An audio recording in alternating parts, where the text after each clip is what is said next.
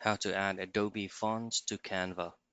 In this quick video, I'll show you how you can add Adobe Fonts on your Canva account.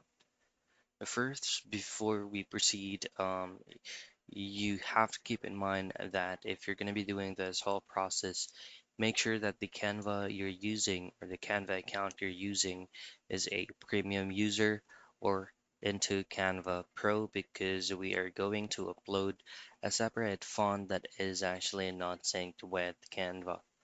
So first is you can go into Adobe Fonts official site, which is going to be right here. And of course, you just need to create your Adobe Creative Cloud, because that is where your downloaded font from Adobe will be stored. So for example, this one right here, just simply click the font that you prefer. And then once you've done that, you can go ahead and scroll down and add this font into your Adobe Creative Cloud. Once you've successfully done that, then you just need to look for the file path. So it is usually located, go into the Windows search and type in run, and then choose on percentage sign, local app data, percentage, and then hit on OK.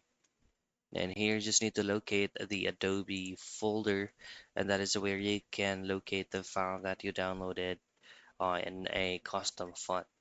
Go back into your Canva account and just simply pull up the specific project that you're creating.